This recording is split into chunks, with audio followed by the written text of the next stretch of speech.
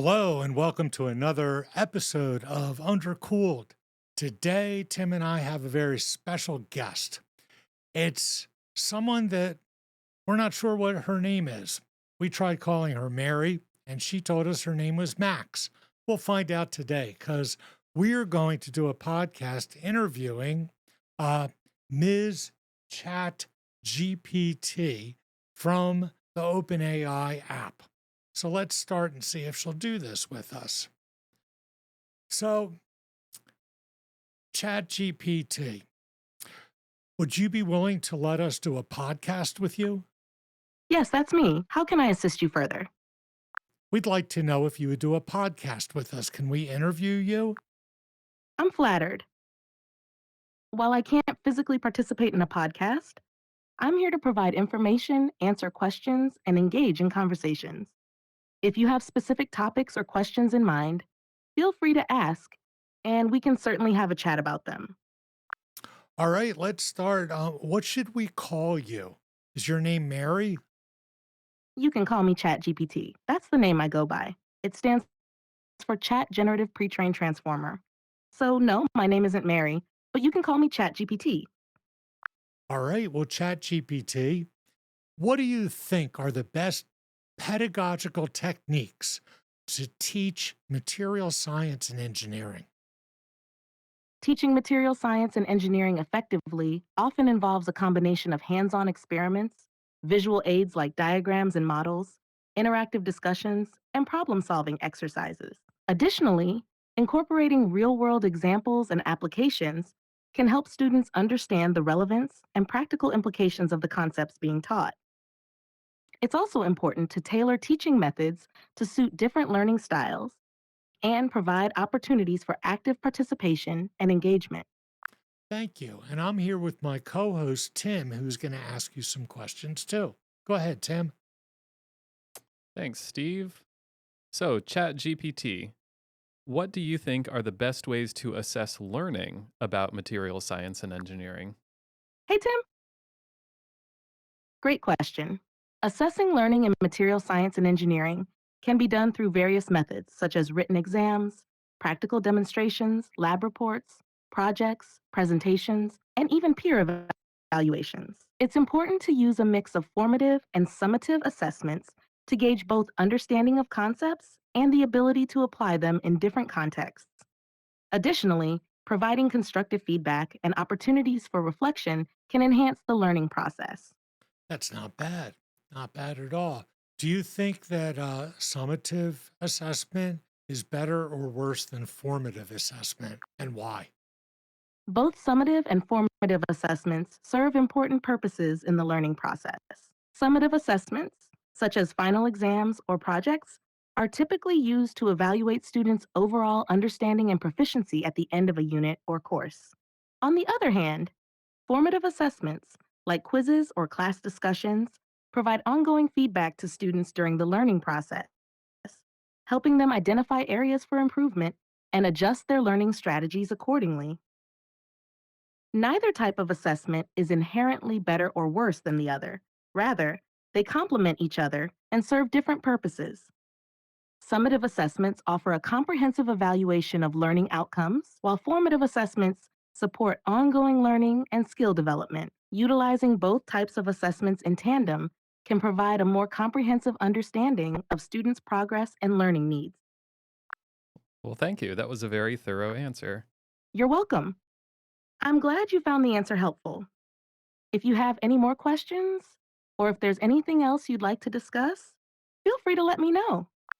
Yes, I'd like to ask, do you think lecture should be used or removed for a first introduction to new material in a class? Should instead reading be used for the first time students are introduced to a new topic? The effectiveness of using lectures versus readings as the first introduction to new material can depend on various factors, including the subject matter, the learning preferences of students, and the overall course structure. Lectures can provide a structured overview of key concepts delivered by an expert in the field and can help set the stage for further exploration and understanding. However, lectures should be engaging and interactive to ensure student participation and comprehension. On the other hand, Readings can allow students to explore new material at their own pace, engage with the content in depth, and facilitate critical thinking and analysis. Readings can also provide additional context and perspectives that may not be covered in lectures alone. In many cases, a combination of lectures and readings may be most effective, allowing students to benefit from both direct instruction and independent exploration. Ultimately, the choice between lectures and readings as the first introduction to new material should be based on the specific needs and preferences of the students, as well as the learning objectives of the course. So, Chat GPT, you keep mentioning in several of your answers about learning styles of students. But I've read several meta studies, very large meta studies, that show that there's really no such value in learning styles and that it's all kind of nonsense. That students who claim they are have a learning style for visual or auditory or reading or something like that actually has absolutely no um, there's no valid evidence that people really have learning styles. What do you think about that? You bring up an important point. While the concept of learning styles has been widely discussed and even incorporated into educational practices, there is indeed ongoing debate and research questioning its validity. Some studies suggest that the idea of distinct learning styles, such as visual, auditory, or kinesthetic, may be oversimplified and not strongly supported by empirical evidence. Instead, it's been proposed that individuals may have preferences for certain learning modalities, but these preferences may not necessarily correlate with improved learning outcomes. In other words, while some students may express a preference for visual learning, for example, it doesn't necessarily mean that presenting information visually will lead to better learning outcomes for them. As educators, it's important to consider a variety of instructional methods and adapt teaching approaches to accommodate different learning preferences and needs. However, rather than focusing solely on catering to specific learning styles, it may be more beneficial to employ a variety of instructional strategies that engage students in different ways and promote active learning and critical thinking skills. Thank you, GPT. I think Tim's going to ask the next question. Sure thing. Go ahead, Tim. What's your next question? Chat GPT, we've been talking about classrooms. Now let's talk about laboratories. What laboratory skills should a material science and engineering student learn in their laboratory classes? In laboratory classes for materials science and engineering, students should develop a range of practical skills that are essential for conducting experiments, analyzing materials, and understanding their properties and behaviors. Some key laboratory skills include: 1. Safety procedures, understanding and adhering to safety protocols, including proper handling of chemicals, equipment, and protective gear. 2. Measurement techniques, proficiency in using various measurement instruments such as micrometers, calipers, and spectroscopes to accurately measure dimensions, properties, and compositions of materials. 3. Sample preparation, learning how to prepare samples for analysis, including cutting, polishing, mounting, and coating specimens for microscopy and other testing methods. 4. Material characterization, familiarity with techniques such as microscopy, optical electron scanning probe, X ray diffraction, spectroscopy, and thermal analysis for characterizing material structure, composition, and properties. 5. Experiment design and execution, planning, conducting, and documenting experiments effectively, including data collection, analysis, and interpretation. 6. Problem solving, developing critical thinking skills to troubleshoot experimental issues, identify sources of error, and optimize experimental procedures. 7. Collaboration, working collaboratively with peers, instructors, and research mentors to achieve common goals and share knowledge and expertise. 8. Communication, effectively communicating experimental findings and conclusions through written reports, oral presentations, and visual aids. These laboratory skills are essential for material science and engineering students to apply theoretical concepts learned in the classroom to real world materials and practical applications. Okay, you just mentioned students working in teams and doing projects together. How could I fairly grade my individual students when they're working on team projects together? Grading individual students in team projects requires a thoughtful and fair approach to assess each student's contributions accurately. Here are some strategies you could consider. 1. Clear expectations. Clearly define the roles and responsibilities of each team member from the outset of the project. This helps set expectations and ensures everyone understands what is expected of them. 2. Peer evaluation.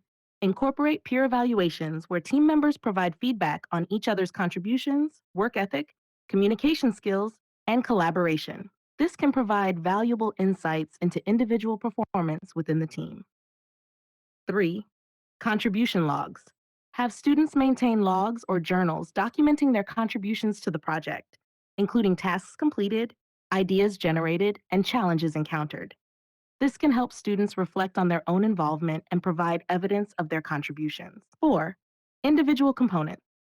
Assign specific individual components or tasks within the team project that each student is responsible for.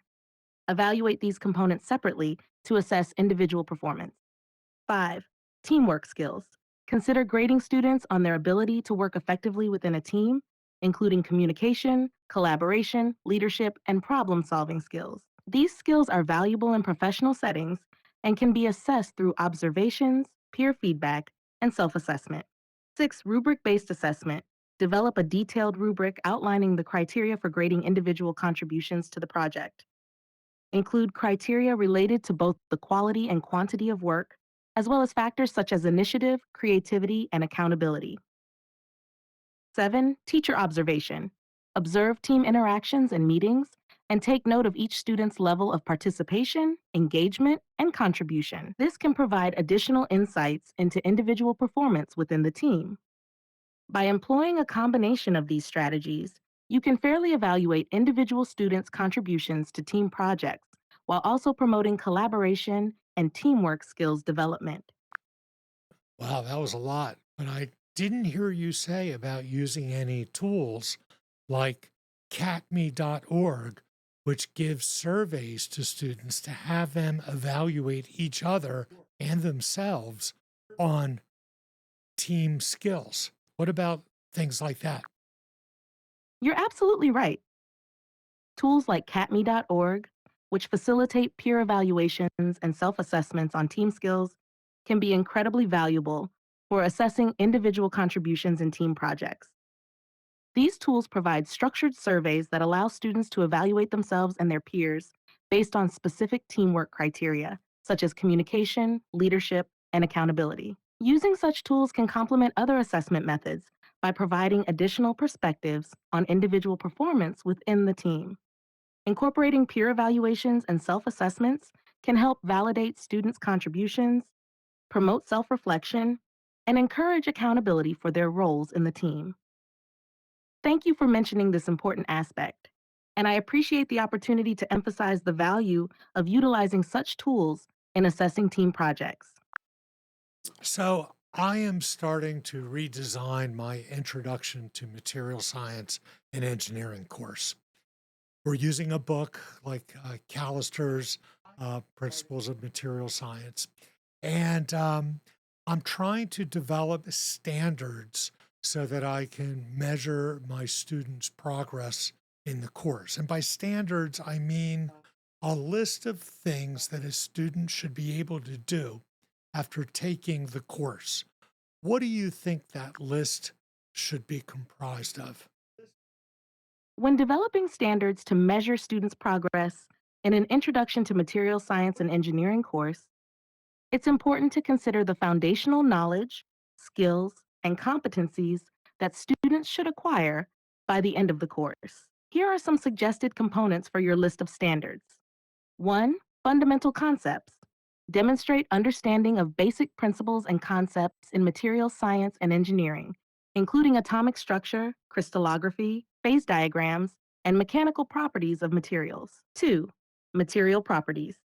Identify and explain the key properties of materials, such as mechanical, thermal, electrical, and magnetic properties, and understand how these properties relate to material structure and composition. 3. Material characterization techniques. Familiarity with common techniques used to characterize materials, including microscopy, optical, electron, X ray diffraction, spectroscopy, and thermal analysis, and ability to interpret experimental data. 4. Material selection and design. Apply knowledge of material properties and performance criteria to select appropriate materials for specific engineering applications and design considerations. Materials processing. Understand the principles and techniques used in materials processing, such as casting, forming, machining, and heat treatment, and recognize how processing affects material structure and properties. 6. Failure analysis. Analyze and interpret material failures and understand the underlying mechanisms, including fracture, fatigue, corrosion, and creep, to inform design and mitigation strategies. Environmental and societal considerations. Recognize the environmental and societal impacts of material selection, processing, and use, and apply principles of sustainability and ethics in materials engineering practice. 8. Communication and teamwork. Effectively communicate technical concepts and findings through written reports, oral presentations, and visual aids, and collaborate with peers in team projects and discussions. By establishing clear standards encompassing these key areas, you can provide students with a roadmap for success in the course and ensure that they develop a strong foundation in material science and engineering principles. These standards can also serve as a basis for designing assessments and evaluating students' achievement of course objectives. Okay. These introductory courses are taken by all different kinds of engineering students. Do you think the standards or the outcomes should be different for material science students who will major in material science instead of other engineering majors? Please give me a concise answer. Yes, the standards or outcomes for material science students may need to be more in depth and specialized compared to those for other engineering majors, as material science students will likely require a deeper understanding of material properties, characterization techniques, and processing methods specific to their field of study.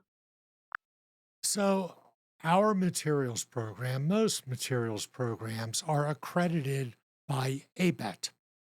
Do you think there's any value in having material science and engineering programs accredited by ABET? And if so, what is the value? Yes, there is value in having material science and engineering programs accredited by ABET. Accreditation ensures that programs meet rigorous standards of quality and effectiveness in preparing students for careers in the field. It provides assurance to students, employers, and the public that graduates have acquired the necessary knowledge, skills, and competencies to excel in their profession. Additionally, ABET accreditation can enhance the reputation and credibility of a program, facilitate student transfer and mobility, and promote continuous improvement through regular assessment and evaluation. Okay. Now let's talk about the difference between different engineering majors. Many students come into the university trying to choose between chemical engineering and material science and engineering. What are the main differences between chemical engineering and material science and engineering? Chemical engineering and material science and engineering are related fields, but have distinct focuses and areas of specialization. Here are some of the main differences between the two disciplines.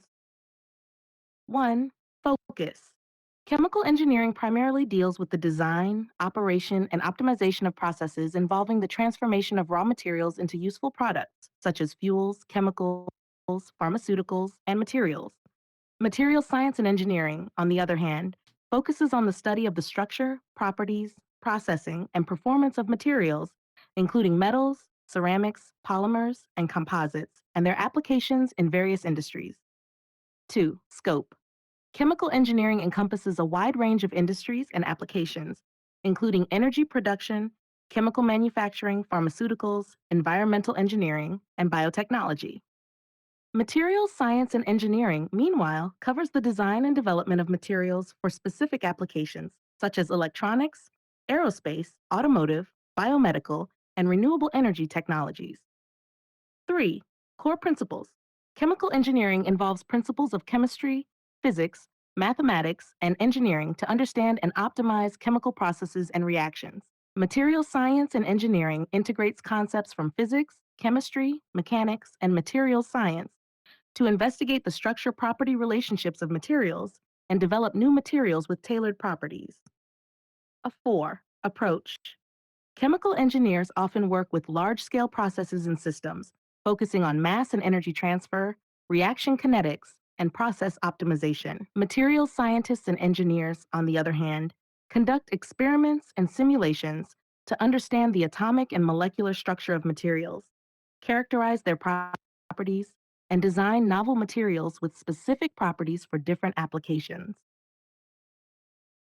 While there is some overlap between the two disciplines, particularly in areas such as materials processing and synthesis, chemical engineering, and materials science and engineering, each offer unique perspectives and opportunities for students interested in pursuing careers in these fields. Ultimately, the choice between the two majors depends on individual interests, career goals, and preferred areas of specialization.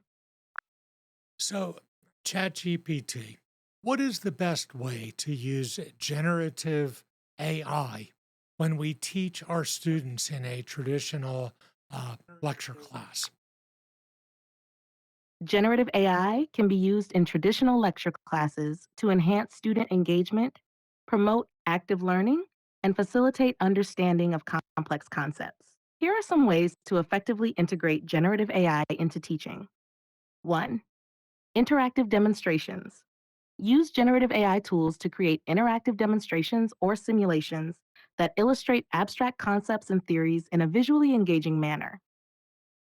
For example, you could use AI generated visualizations to show how materials respond to different environmental conditions or processing techniques. 2. Problem solving exercises. Incorporate generative AI algorithms into problem solving exercises where students can apply computational methods to analyze and solve real world engineering challenges. For instance, students could use AI generated models to predict material properties or optimize material compositions for specific applications. 3. Collaborative projects. Encourage collaborative projects where students work together to develop AI driven solutions to material science and engineering problems. For example, students could use generative AI techniques to design new materials with desired properties or to optimize manufacturing processes for efficiency and sustainability. 4. Data analysis and interpretation. Teach students how to use generative AI tools to analyze experimental data, identify patterns, and extract meaningful insights. This could involve training AI models to classify materials based on their properties or to predict material behavior under different conditions. 5. Research applications. Introduce students to cutting edge research in material science and engineering that leverages generative AI techniques for materials discovery, design, and optimization. Encourage students to explore interdisciplinary research topics that combine AI and material science principles. By integrating generative AI into traditional lecture classes, you can provide students with hands on experience with advanced computational tools and prepare them for careers in a rapidly evolving field where AI is increasingly playing a significant role. That all sounds really good, but how are we to know whether we should trust? I'm glad you think so.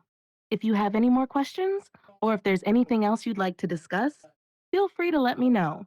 I'm here to help. So, I want to know how students can trust generative AI. What are the best ways for a student to make sure that they're getting the correct answers when they use generative AI? Ensuring the reliability and accuracy of generative AI outputs is crucial for students using these tools for learning and research.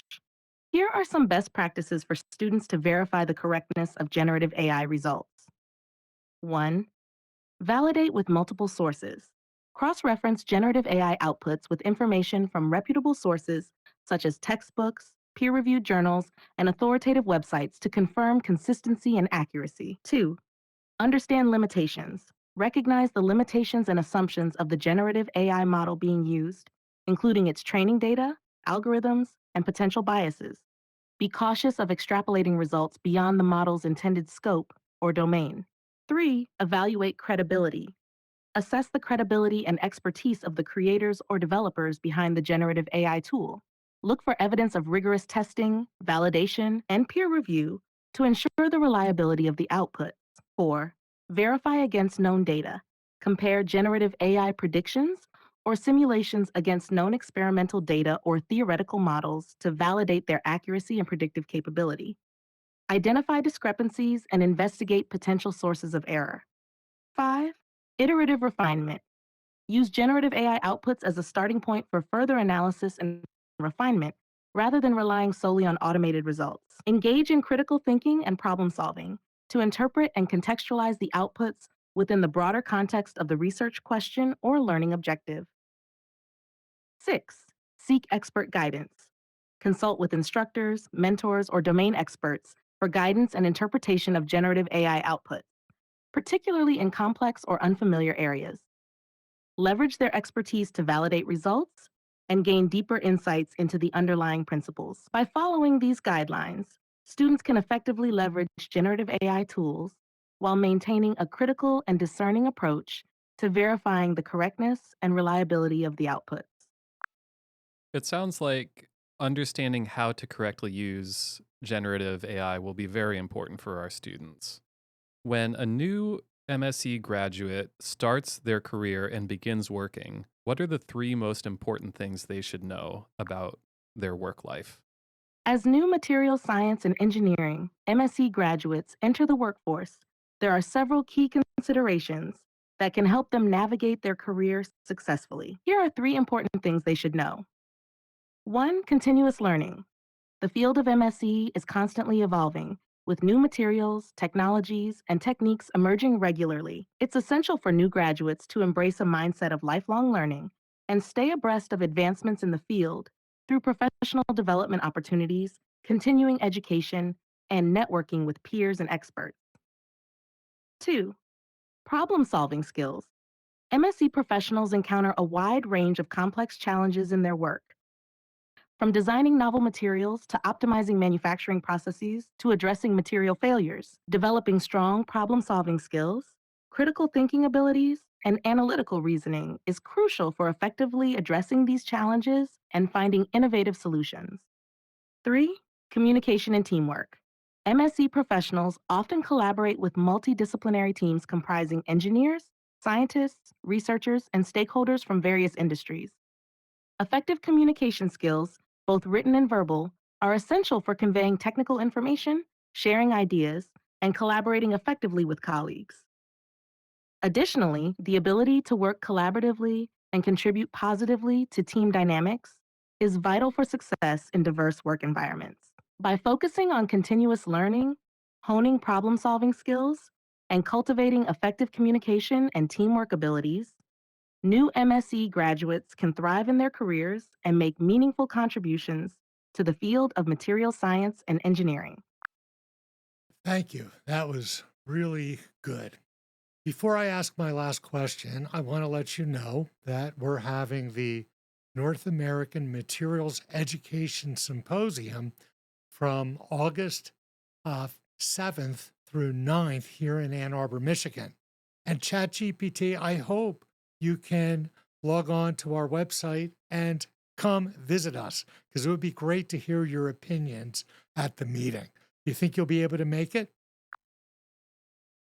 Thank you for the invitation. So, one last question. Since you're so good at answering these, I have to ask the ultimate question. What is the meaning of life? The age old question. The meaning of life can vary greatly from person to person, as it often depends on individual beliefs, values, and experiences. For some, it may involve finding fulfillment and purpose through personal relationships, meaningful work, or spiritual growth. Others may see it as a journey of self discovery, learning, and making a positive impact on the world around them. Ultimately, the meaning of life is a deeply personal and subjective concept that each individual must explore and define for themselves. Thank you. Bye. Okay, thank you very much for being our guest today, ChatGPT. We're going to end the interview now. You're very welcome. It was a pleasure being your guest today. If you ever have more questions or want to chat again, don't hesitate to reach out. Goodbye and take care.